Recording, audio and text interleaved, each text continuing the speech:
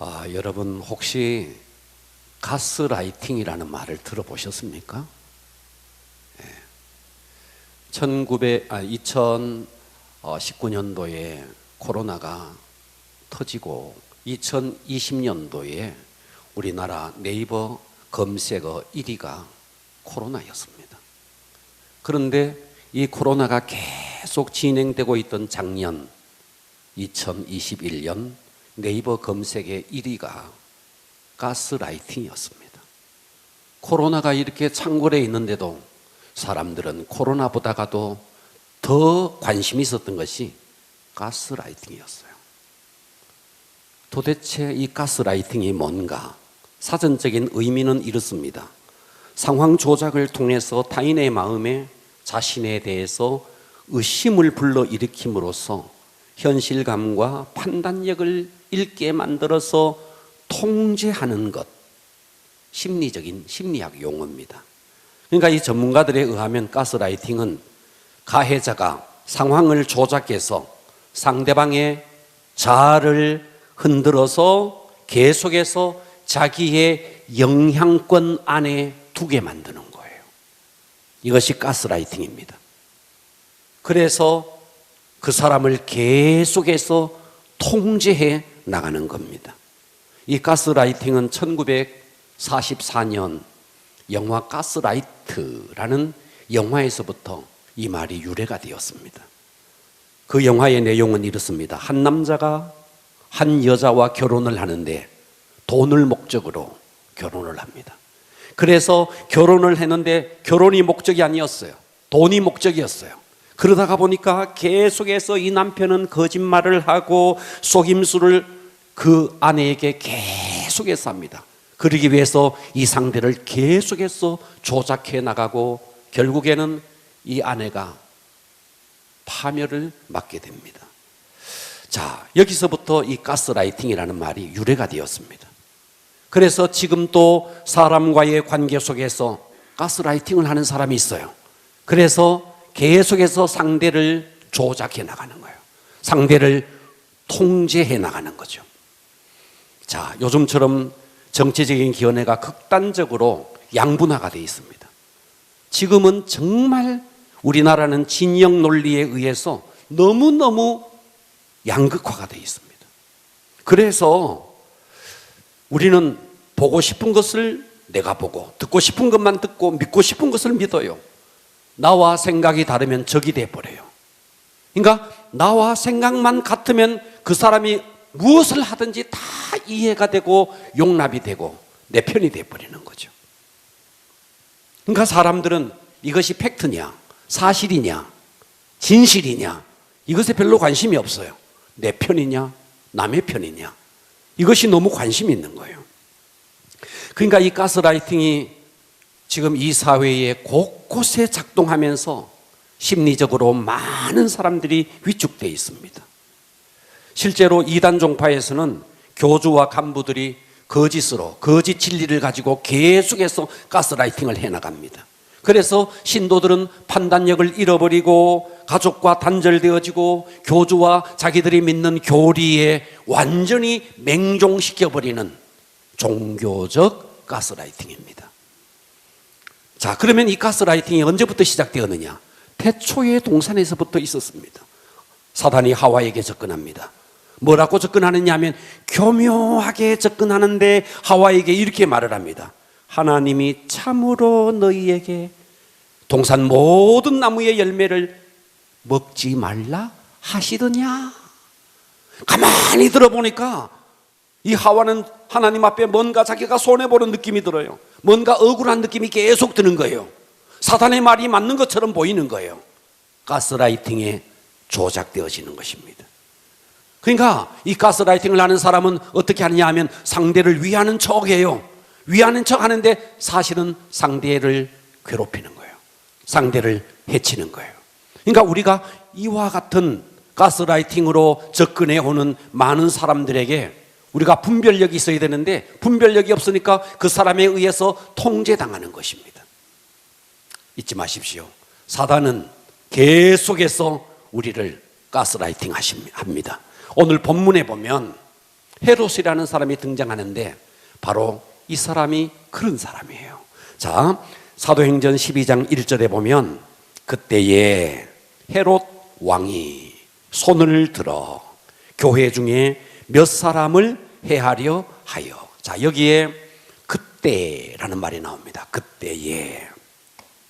자, 이 그때는 어떤 때냐면 예루살렘 교회에 왕성하게 성령이 오순절 마가의 다락방에 성령이 임하고 이 예루살렘 교회가 흥황에 가면서 부흥하기 시작합니다. 그러면서 그 복음이 사마리아를 가서 사마리아에 복음이 떨어집니다. 그리고 그 복음이 안디옥까지 갑니다. 그래서 안디옥이 어마어마하게 부흥해서 예루살렘 교회는 바나바를 안디옥 교회까지 파송을 합니다. 그래서 바나바가 안디옥 교회에 와보니까 어마어마하게 부흥이 일어났습니다. 그래서 이 바나바는 나 혼자서는 도저히 안 되겠다 해서 다소까지 가서 사울을 데리고 와서 함께 이 안디옥 교회가 놀랍게 부흥이 일어났습니다. 그러니까 이 사단 편에서는 큰일이 난 거예요. 예루살렘 교회에서 사마리아로 그리고 안디옥 교회까지 가서 안디옥까지 어마어마하게 교회가 부흥하니까 사단이 가스라이팅을 하는 거죠. 그래서 헤롯을 충동을 시키는 겁니다. 바로 그때에라는 말은 이렇게 예루살렘의 부흥의 역사가 사마리아를 넘어서 이방 땅 안디옥까지 가서 놀랍게 부흥이 일어나던 바로 그때를 말합니다. 자, 그때에 헤롯 왕이, 자, 여기에 헤롯 왕이 등장하는데 성경에 보면 우리가 헤롯, 자, 예수님 당시에도 2살 아래 사내 아이들을 다 죽였던 헤롯, 그리고 또 세례 요한을 목을 뱉던 헤롯, 또 사도행전 26장에 보면 바울이 변론을 할 때 등장했던 헤롯, 성경에 헤롯이 많이 등장해요. 그래서 이 헤롯이 같은 헤롯이냐? 그렇지 않습니다. 자, 예수님이 탄생했을 때 2살 아래 사내 아이들을 다 죽였던 헤롯, 우리는 그것을 교회사에서는 이 사람을 헤롯 대왕이다 그래요. 헤롯 대왕. 그리고 이 헤롯이 죽어요. 이 헤롯이 죽자 아들이 여러 아들이 있었는데 그 아들 3명의 아들을 분할 통치를 시킵니다. 그 가운데 세례 요한을 죽였던 헤롯이 바로 헤롯 대왕의 아들이었던 헤롯 안디바입니다. 자, 그 헤롯이 나오고, 자, 그리고 오늘 본문에 또다시 헤롯 왕이 나오는데 이 헤롯은 어떤 헤롯이냐 하면 바로 헤롯 대왕의 손자입니다. 자, 이해가 가십니까? 헤롯 대왕의 손자. 그리고 이 헤롯 대왕의 손자였던 이 헤롯의 아들이 사도행전 26장에 바울이 변론을 했던 바로 그 헤롯입니다. 그래서 성경에 보면 헤롯이 4번 등장하는데 예수님 탄생 때 등장했던 헤롯 대왕, 세례 요한을 죽였던 헤롯 안디바, 야고보를 죽였던, 오늘 본문에 야고보를 죽였던 이 사람은 누구냐 하면 헤롯 아그리빠라 그래요.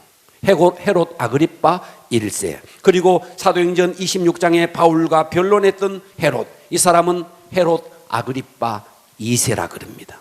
자, 오늘 본문에 등장했던, 자, 12장 1절에 헤롯 왕이, 이 헤롯 왕은 바로 헤롯 아그리빠 1세입니다. 할렐루야. 자, 헤롯 아그리빠 1세. 자, 이 헤롯 아그리빠 1세가 예루살렘 교회에 부흥이 일어나고 사마리아에 부흥이 일어나고, 아니 이것이 안디옥 교회까지 와서 부흥이 일어나니까 이 헤롯 아그리빠 1세가 이것은 안 되겠다 해서 예루살렘 교회의 지도자였던 야고보를 칼로 죽이게 됩니다. 자, 그러니까 이 예루살렘 교회가 얼마나 위기였겠습니까? 오늘 이 시대도 얼마나 위기예요. 뭐 코로나에 이어서 오미크론의 변이 바이러스가 지금 말이죠, 지금 어마어마하게 지금 전파되고 있고, 그래서 우리도 이렇게 비대면으로 예배를 드리고 있어요. 그러니까 지금 정치는 정치대로, 경제는 경제대로, 신앙은 신앙대로, 교회는 교회대로 엄청난 위기를 맞고 있습니다. 그래서 오늘 저는 설교의 제목을 위기의 시대 우리의 할 일, 은혜 받기를 축복합니다. 어느 처소에 있든지 은혜 받기를 바랍니다. 자, 오늘의 설교의 제목, 위기의 시대 우리의 할 일. 첫 번째, 우리가 해야 할 일이 뭐냐? 하나님의 절대 주권을 신뢰하라는 겁니다. 아멘. 하나님의 절대 주권을 신뢰하라. 네, 이 땅에 일어나는 모든 일에는 하나님의 간섭이 있다. 하나님의 간섭 없이 이 땅에 일어나는 일은 단 하나도 없다. 그래서 사도행전 12장 1절에 그때 헤롯 왕이 손을 들어 교회 중에 몇 사람을 해하려 하여 요한의 형제 야고보를 칼로 죽이니. 아니, 지금 예루살렘 교회에 큰 어려움이 생겼어요. 지도자였던 야고보가 헤롯에 의해서 칼에 죽게 되었어요. 3절, 유대인들은 종교가 달라요. 지금 야고보는 예수를 믿는 사람이지만 유대인들은 자기들 나름대로의 유대교를 믿고 있는 거예요. 그러니까 이 유대인들은 야고보가 죽는 것을 보고 다 기뻐했던 거죠. 유대인들이 이 일을 기뻐하는 것을 보고, 아니, 이제 이 헤롯이 베드로까지 잡아서 죽여버리려고 하는 거예요. 그래서 베드로도 잡으려 할새 때는 무교절이라, 6월절 이어서 무교절이 계속되어지면 사람을 죽일 수가 없어요. 그래서 잡아 일단 옥에 가두었습니다. 4절에 보니까 잡음에 옥에 가두어 군인 4씩인 4패에 맡겨 지키고 6월절 후에 6월절 절기, 무교절 절기가 끝나면 끌어내어서 야고보를 죽이듯이 베드로까지 죽이고자 하더라. 할렐루야. 얼마나 위기예요. 지도자 야고보가 죽었어요. 이제 이 헤롯은 베드로까지 죽이려고 하는 거예요. 얼마나 위기예요. 우리는 여기서 이런 생각을 해야 됩니다. 와, 야고보는 죽었네. 이제 성경을 좀 더 읽어보면 베드로는 하나님께서 천사를 보내줘요. 천사를 보내서 이 베드로가 살아나요. 그러니까 사람들은 이렇게 생각하는 거예요. 와, 야고보는 억울하게 죽었고 베드로는 기적적으로 구출되었고 야고보의 기도는 응답받지 못했고 베드로의 기도는 응답받았고. 아닙니다. 우리는 이렇게 너무나 편협적으로 접근하는 거예요. 여러분, 야고보는 야고보대로 순교가 승리인 것입니다. 야고보는 야고보 자체로서 이미 승리한 것입니다. 하나님은 야고보가 왜 죽었는지 베드로가 왜 살아났는지 그건 잘 몰라요. 하나님께서 야고보는 순교의 제물로 영광을 얻기 위해서 야고보를 순교의 희생을 하게 했고, 또 베드로는 베드로 나름대로 하나님께서 할 일이 있어서 베드로를 살려주신 것이고, 바로 이것이 뭔데? 하나님의 절대 주권이라는 겁니다. 순교도 하나님의 뜻이요, 구출되어 살아나는 것도 하나님의 뜻이요. 그래서 우리는 이 야고보가 왜 죽었을까? 왜 하나님께서 이 야고보를 순교의 제물로 하나님께서 이렇게 드리게 만들었을까? 아마도 하나님 편에서는 야고보가 순교의 제물이 되는 것이 그에게도 영광이고 하나님께도 영광인 것이라고 하나님의 절대 주권 속에 있는 거죠. 그래서 마가복음에 보면 이 야고보가 어떤 사람이 있는지에 대해서 등장합니다. 자, 마가복음 10장 35절에 보면 세베대의 아들 야고보, 이 야고보가 오늘 이 사도행전 12장에 순교를 당했던 이 야고보예요. 야고보와 요한이 주께 나와 여짜오되 선생님이여 무엇이든지 우리가 구하는 바를 우리에게 하여 주시기를 원하옵나이다. 이르시되 너희에게 무엇을 하여 주기를 원하느냐? 여짜오되 주의 영광 중에 우리를 하나는 주의 우편에 하나는 주의 좌편에, 주님이 이 나라를 이 땅을 완전히 회복할 때 하나는 우의정으로 하나는 자의정으로 얼마나 이 사람들이 세속적인 야망이 있었던 사람입니까? 아마도 예수님께서는 이 세속적인 출세보다가는 순교가 훨씬 더 영광이라는 것을 가르치기 위해서 야고보에게는 순교를 허용했을지 모릅니다.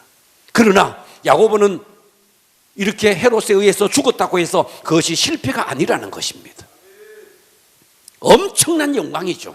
순교 자체가 엄청난 영광입니다. 그러니까 우리는 여기서 믿어야 되는 것이 뭐냐? 하나님은 때로는 순교로, 때로는 베드로처럼 그 감옥에서 구출을 하는 것도, 그 모든 것이 어디에 있느냐? 하나님의 절대 주권에 있다 하는 것입니다. 할렐루야. 사는 것도 하나님의 주권이요, 때로는 순교의 제물이 되는 것도 하나님의 주권이요. 할렐루야. 자, 이 야고보의 죽음으로 유대인들이 막 기뻐하니까 헤롯이 이것을 보고 베드로까지 죽이려고 합니다. 자, 사도행전 12장 3절. 자, 베드로도 잡으려 할세, 때는 무교절 기간이라.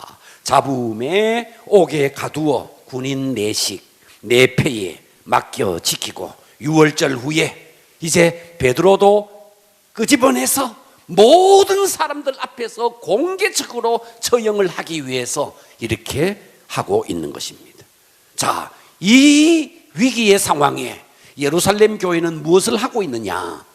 5절에 보니까 이에 베드로는 옥에 갇혔고 교회는 그를 위하여 간절히 하나님께 기도하더라. 세상 사람들이 볼 때는 정말 대책 없는 거예요. 뭔가 세상 사람들 같으면 말이죠, 뭔가 끈을 찾고 뭔가 백을 찾고 뭔가 돈을 쓰거나 이렇게 해야 되는데, 이 사람들은 세상적인 방법을 전혀 하지 않고 뭘 하고 있느냐? 하나님 앞에 나와서 간절히 기도하더라. 오늘날 우리는 어때요? 어떤 위기를 맞으면 백을 찾습니다. 위기를 맞으면 어때요? 나를 구원해 줄 권력자를 찾습니다. 어때요? 위기를 맞으면 어떻게 해서라도 돈이라도 써서라도 아는 사람을 통해서라도 뭔가, 그것도 안 되면 2차 저차 안 되면 우리가 걸기라도 하자, 데모라도 하자 하면서 그 문제를 해결하려고 합니다.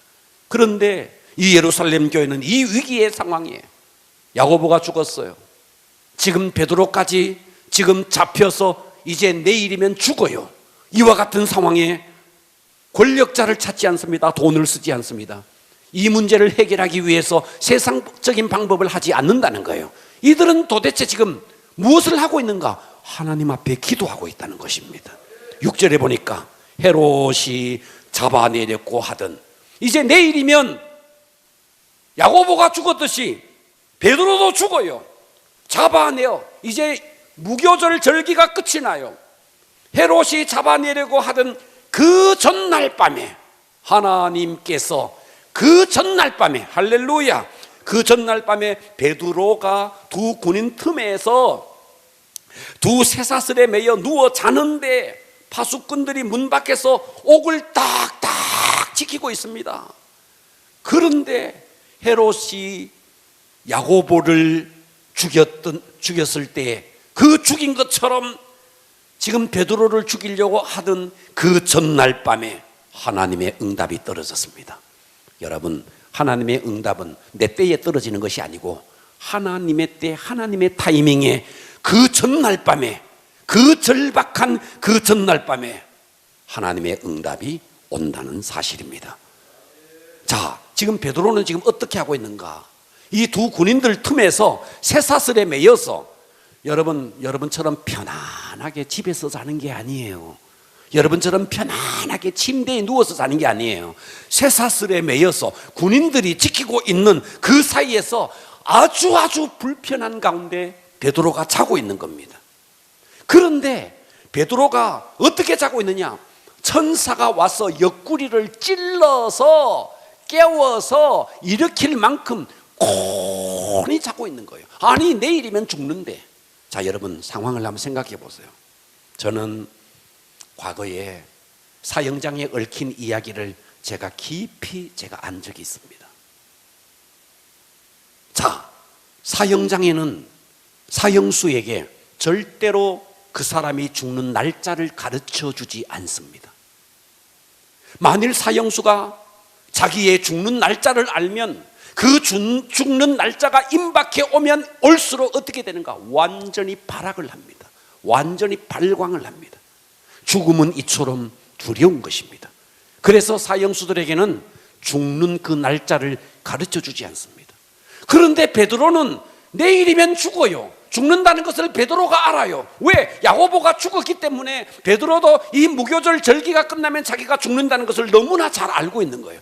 그런데 그 절박한 상황, 내일이면 죽는다는 그 절박한 상황 속에 베드로는 모든 것을 내려놓고 잠을 자고 있는 거예요. 선잠을 자는 게 아니에요. 천사가 와서 어깨를 쑤셔서 깨울 만큼 베드로는 깊은 잠에 빠져 있는 것입니다. 무엇을 말합니까? 하나님의 절대 주권을 믿고 있었다는 것입니다. 사는 것도 하나님의 뜻이고 죽는 것도 하나님의 뜻이고 내가 살아서 더 주님의 일을 하는 것도 주님의 뜻이고 내가 순교를 당해서 주님의 품에 가는 것도 주님의 뜻이고, 그러니 어때요? 베드로는 두려움이 없는 것입니다.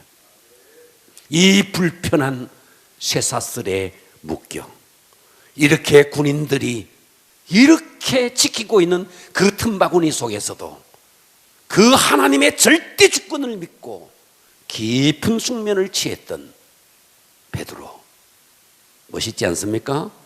자, 7절 보십시오. 호련히 주의 사자가, 전사가 나타났습니다.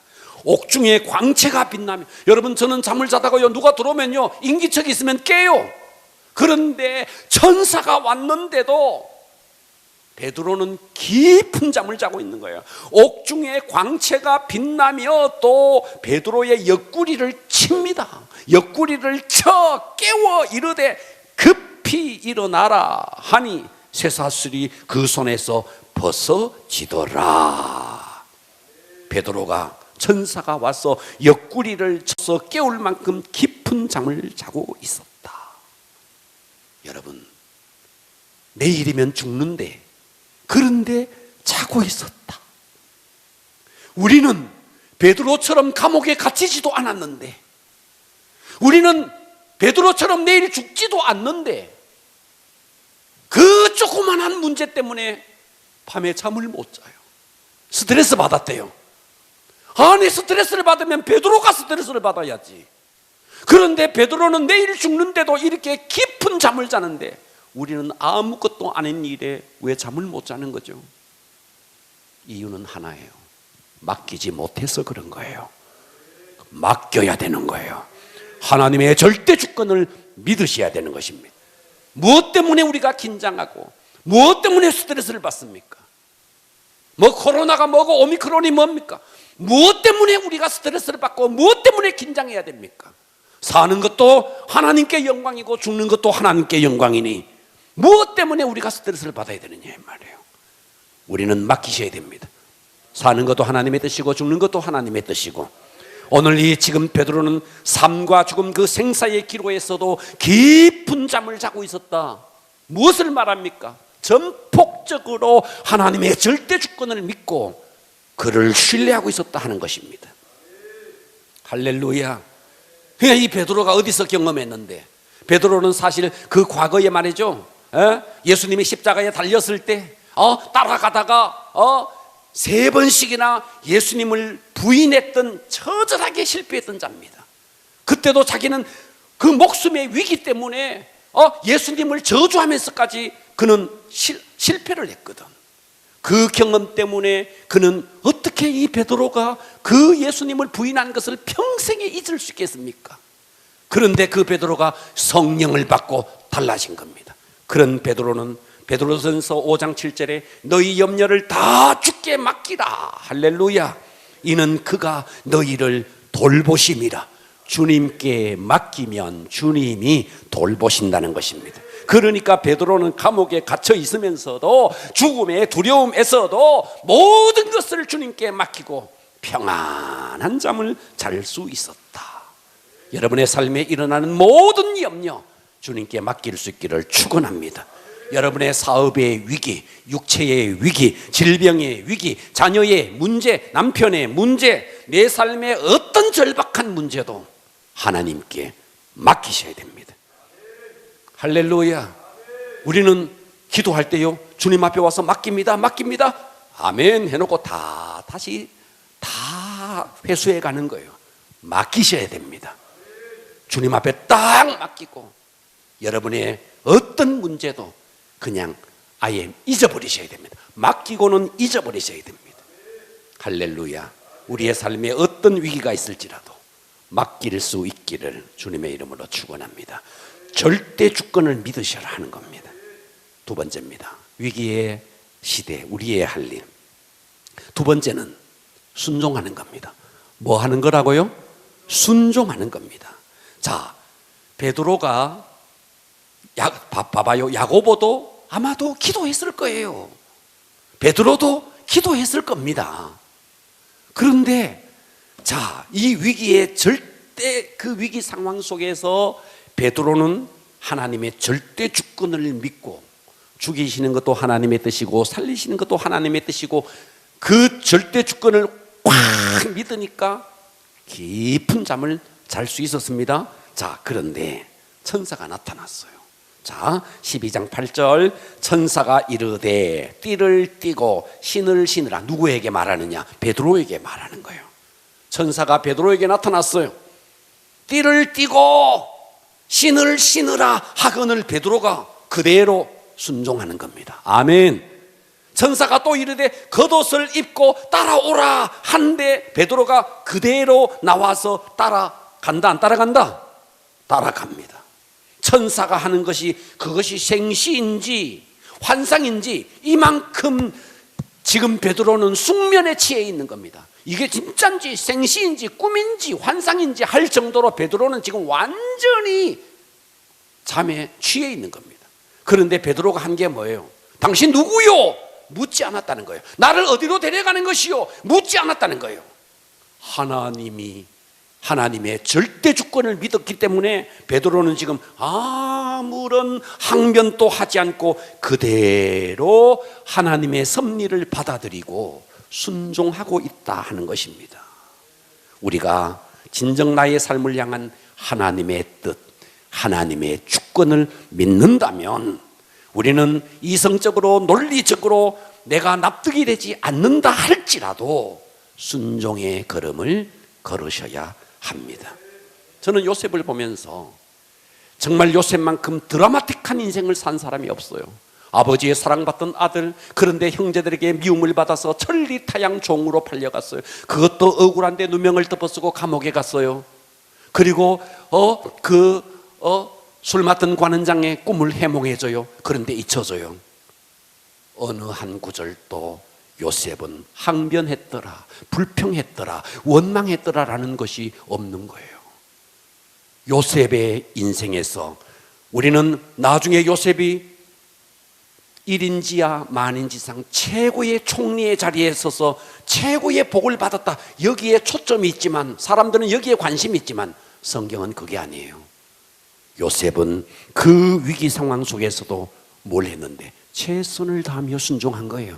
그러니까 감옥에 갔어도 노예로 팔렸어도 어디에서도 요셉은 불평이 없었다는 거예요.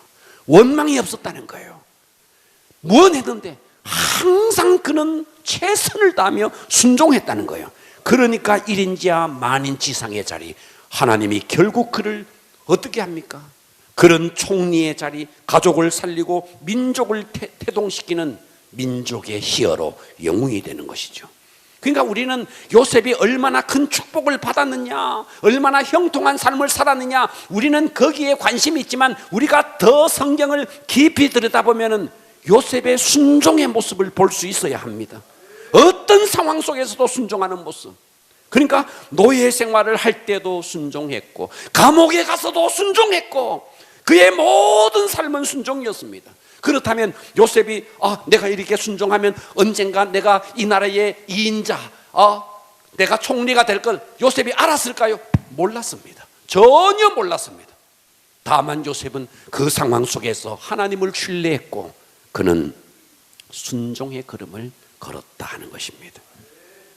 요즘 뉴스를 보면 연일 1만 명 이상 변이 바이러스의 돌파, 그래서 지금 방역을 넘어서 의료, 교통, 물류, 사회 필수 기능들이 마비가 될 우려를 계속해서 하고 있고 뭐 얼마 전에는 보니까 보건복지부, 경찰청, 군청에 잇따라 집단 감염이 계속 발생하면서 사회 유지하는 필수 시설의 차질이 점점 빚어지고 있다. 뭐 신문에서 계속 이와 같은 일들이 일어나고 있고, 그러다 보니까 국민은 정부를 비난하고 소상인들은 영업 제한을 풀어달라, 머리를 깎고 생존권 말살, 이것은 있을 수 없는 일이다 하면서 시위하고 있습니다. 이때 지금 우리도 이와 같은 상황 속에 이런 예배를 드리고 있습니다. 이때 우리가 해야 할 일이 무엇일까요? 정치도, 경제도, 민생도, 심지어 우리의 신앙생활도 녹록지 않은 이와 같은 상황 속에 누구를 불평하겠어요?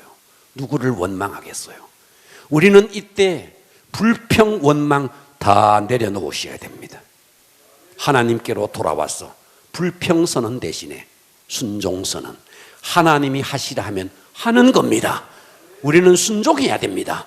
내게 주어진 어떤 일 앞에서도 하나님이 하라 할 때 하는 것입니다. 할렐루야. 그러니까 우리의 상황 속에 답답한 상황이 펼쳐진다 할지라도 요셉이 그 최악의 상황, 노예의 상황, 감옥의 상황, 그 상황 속에서도 그는 원망하지 않고 순종했더니 최정상의 자리에 올라갔지 않습니까? 그렇다면 우리는 하나님의 절대 주권을 신뢰하시고 순종을 결단하기를 축복합니다. 세 번째입니다. 자, 세 번째 위기의 시대에 우리가 할 일. 자, 5절을 한번 봐봐요. 5절에 보니까 이에 베드로는 옥에 갇혔고 교회는 그를 위하여 간절히 기도하더라. 저는 이 본문을 보는데 어제 너무너무 충격이 왔어요. 이 본문을 보는데 굉장히 깊이 이 말씀이 깨달아졌어요. 자, 여러분에게 묻습니다. 여러분은 과연 어떤 위기를 경험하면 교회는 여러분을 위해서 간절히 기도할까요? 어떨까요? 자, 여러분 스스로를 한번 생각해 보십시오. 가끔씩 우리 교회가 애경사가 일어납니다. 때로는 자녀들의 결혼식도 있고 때로는 부모님이 돌아가실 수도 있고, 그래서 애경사가 일어납니다. 그때 저는 모든 이런 사람이든 저런 사람이든 저는 우리 성도들에게 동참을 권면합니다. 누구 결혼합니다. 누구 집에 누구 자녀가 결혼합니다. 누구 집에 부모님이 돌아가셨습니다. 광고하고 동참을 권면합니다. 그런데 전 성도가 동참하는 것은 아니더라고요. 물론 동참하지 않는 성도에게 잘못이 있을 수도 있습니다. 그러나 또 어떤 경우에는 전 성도가 마치 내 일인 양, 나의 일인 양 전 성도가 기쁨으로 동참하더라고요. 어떤 사람에게는 동참을 권면해도 오지 않는데 어떤 사람은 굳이 제가 동참하시오 마시오 하지 않았는데도 전 성도들이 마치 자기의 일인 양 동참하더라고요. 저는 이것을 보면서 이런 생각을 했습니다. 이 차이가 무엇인가? 다른 것이 아닙니다. 이 사람이 얼마나 심었느냐, 그동안 신앙생활을 어떻게 했느냐, 이것의 차이더라고요. 듣고 계십니까?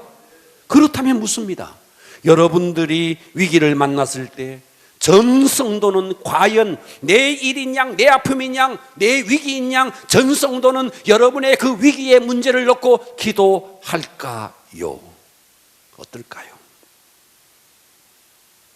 만일 이 사람이 몸된 교회를 위해서 헌신하며 충성하며 우리 교회에 꼭 필요한 사람이라면 제가 굳이 기도 제목을 내지 않아도 성도들은 이 사람을 놓고 전심으로 기도합니다. 왜요?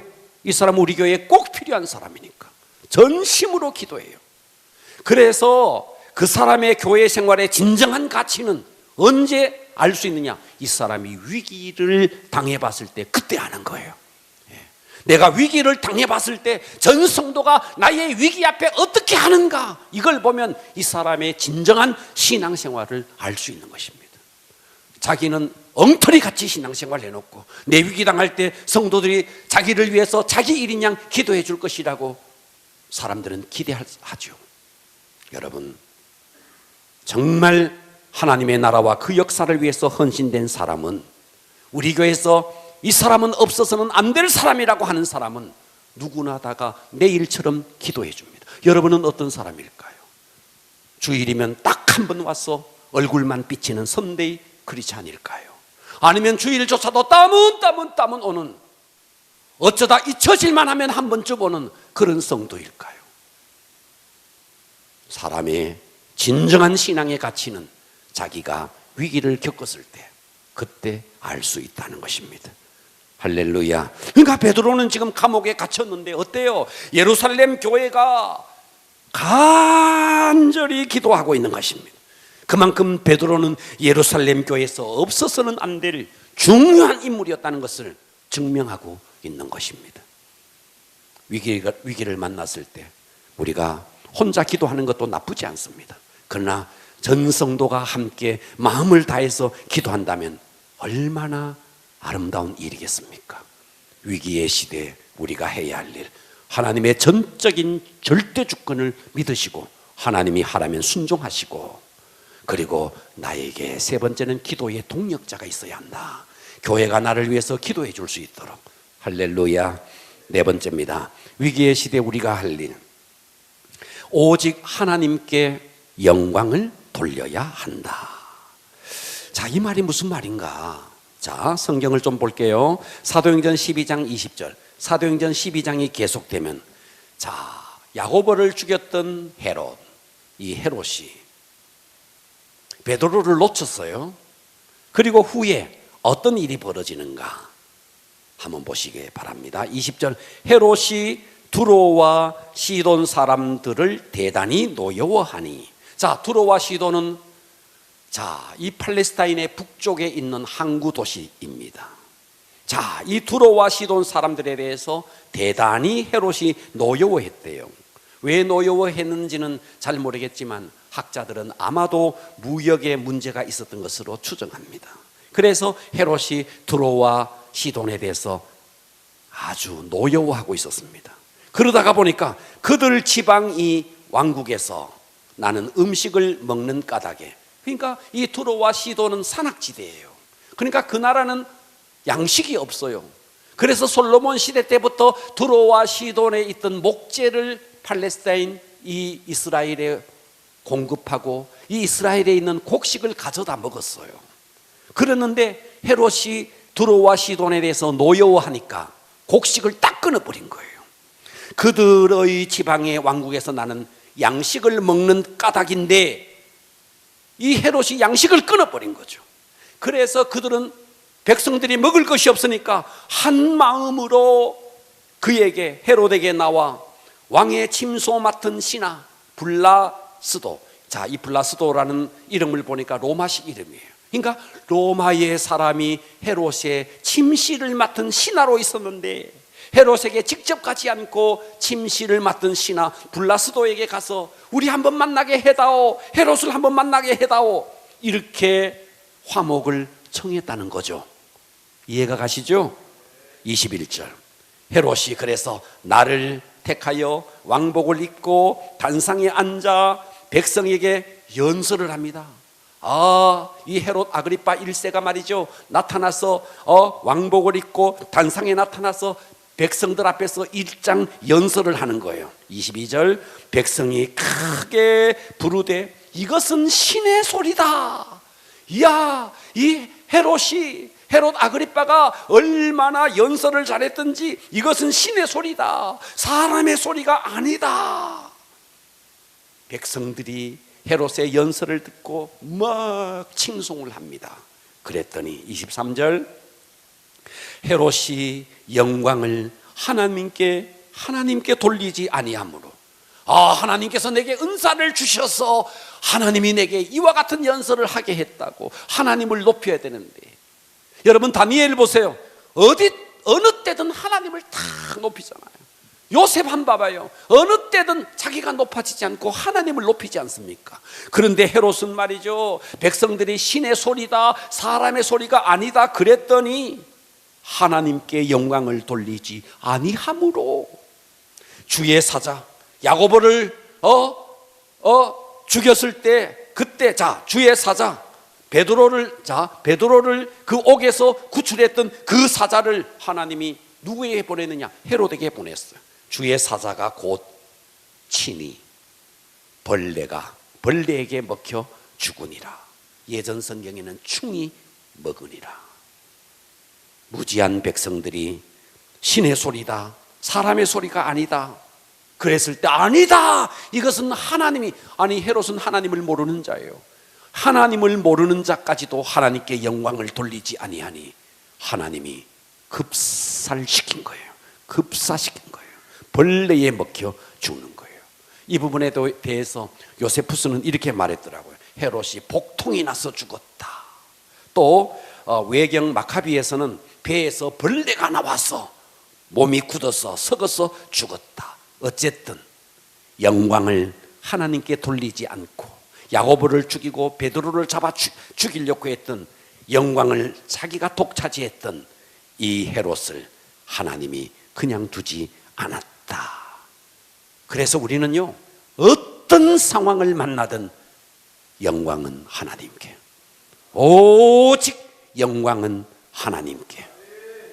하나님을 알지 못하는 이 왕조차도 하나님께 영광을 돌리지 아니니 이와 같은 일이 있는 거예요. 그래서 저는 지금 이 시대 이 정치인들 보면요, 정말 무서워요. 하나님 무서운 줄 모르고 교회를 박해하고 교회를 핍박하고 반기독교 반교회 철학을 가지고 교회를 박해하는 이런 말이죠. 이런 정치인들, 이런 연예인들, 제가 볼 때는 정말 까불까불하는 것처럼 보여요. 큰일 날 일입니다. 우리는 어떤 경우에도 하나님께 영광을 돌리셔야 됩니다. 그러나 이와 같은 와중 속에서 마지막 12장 24절에서 하나님의 말씀은 흥왕하여 더하더라. 이 위기의 상황 속에 하나님이 처리를 다 해주는 겁니다. 할렐루야. 교회의 박해자였던, 어때요? 교회의 박해자였던 이 헤롯까지 다 하나님이 처리해 주시고 하나님의 말씀은 흥왕하여 더하여졌다. 여러분, 우리 모두가 하나님의 절대 주권을 신뢰하시고 불평선언, 원망선언 중단하시고 순종을 선언하시고 나의 위기의 때 나와 나를 위해서 기도해 줄 수 있는 기도의 동력자, 그러기 위해서는 우리가 평소에 신앙생활을 잘 해야 됩니다. 그러면요, 내가 위기를 당했을 때 마치 내가 당한 위기인 양 교회는 오늘 이 베드로처럼, 베드로가 옥에 갇혔는데 예루살렘 교회는 전심으로 기도하고 있지 않습니까? 위기의 때가 내 신앙의 진면목을 볼 수 있을 때이다. 헤롯처럼 영광을 자기가 갖지 마시고 하나님께 영광을 돌리시기를 바랍니다. 할렐루야. 오늘 그랬을 때 위기가 다 끝나고 하나님의 말씀은 더 흥왕하여 가더라. 이 복이 우리 교회에 임하기를 바랍니다.